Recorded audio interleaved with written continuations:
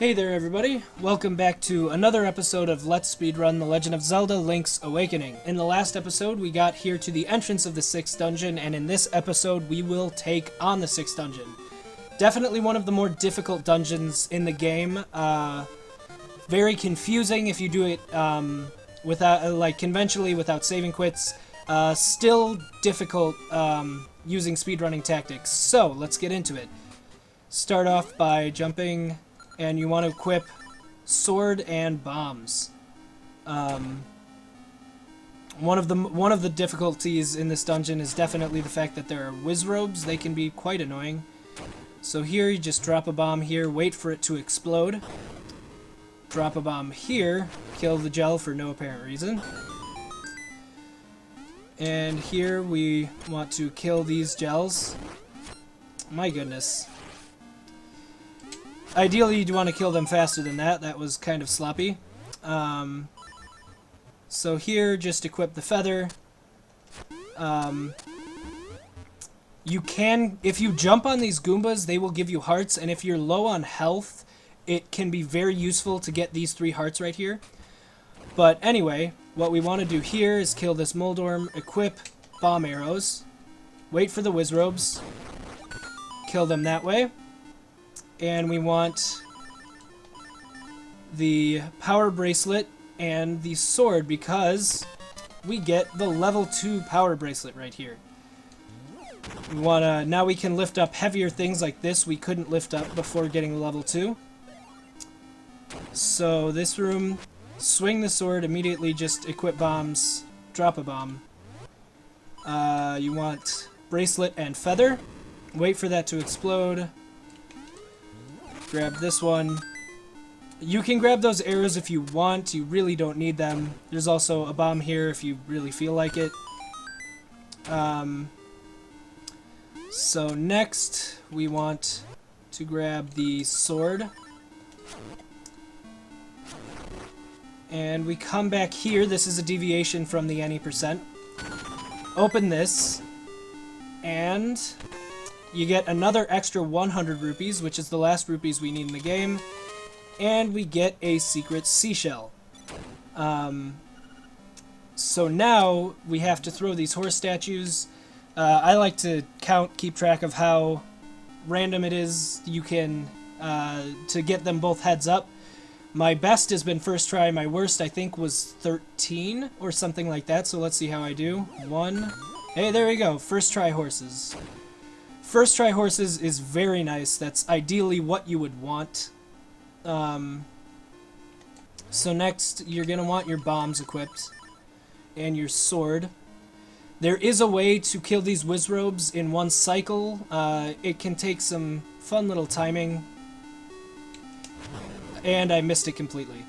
So, there we go. Okay. So sometimes the Wizrobes can be annoying. It's faster to take them out with a bomb arrow if you gather them right.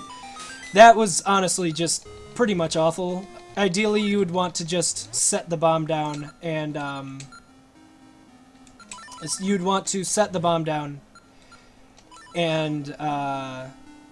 slash them into the bomb explosion. That was kind of a poor demonstration of it.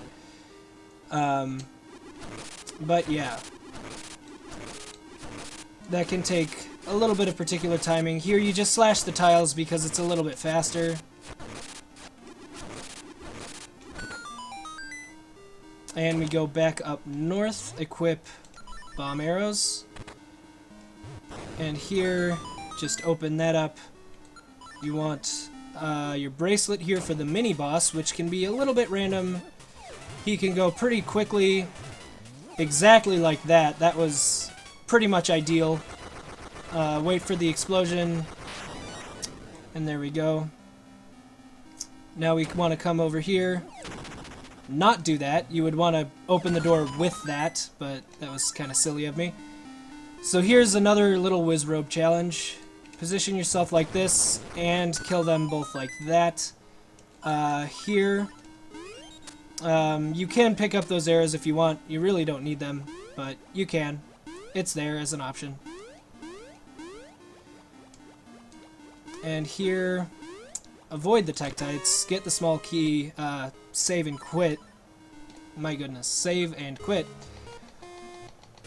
And jump into the warp portal. As you can see, there are just a lot of little things that can kind of go wrong here. So that's one of the reasons I find it to be probably the hardest dungeon. It's just, there's a lot of stuff that can go pretty easily wrong. Another thing that can go wrong is actually coming up here in a minute. It's another mini-boss fight. Return of one that we saw from an earlier dungeon. So here, you just kind of stay in the corner, avoid these guys, jump here, get the key.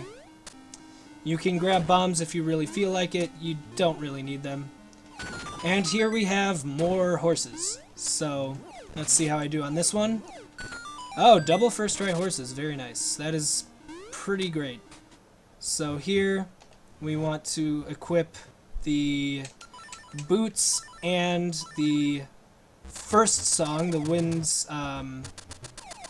Windfish's song, and just kind of mash B so that you can play it to kill the P-hats immediately, which is quite nice. And here, coming up, we have definitely one of the more annoying fights in the game.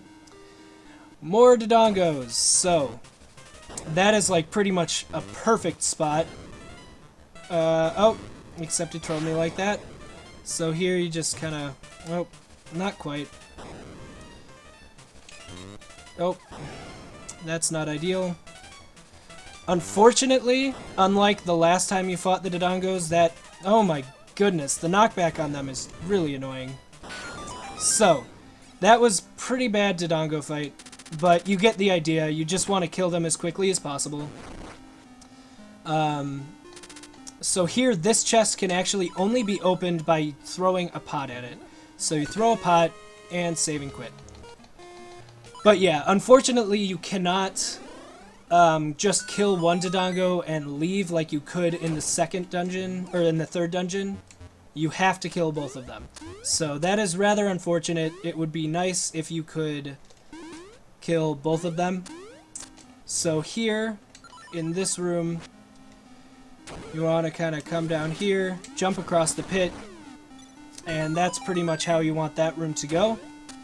Here there is a Wizrobe that you have to kill that way. And now we have the boss fight. Fun fact about this boss, if you drop bombs in the center of the room, his hitbox is actually open to be hit before his text shows up. And as a result, this can be a very, very fast boss fight, but you can also miss and it'll be a little bit longer and more difficult. So here we go. So you pretty much want to just do that, and you can get in 3 bombs before he starts talking.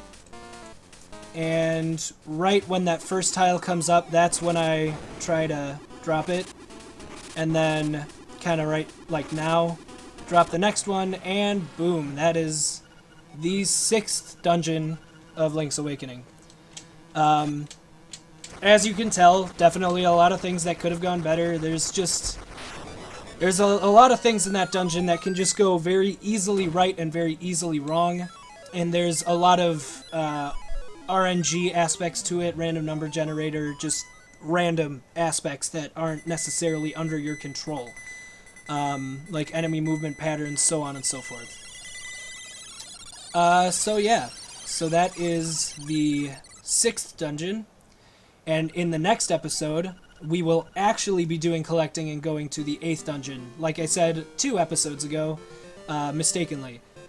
So until next time, thank you everybody for watching, and I will see you in the next one.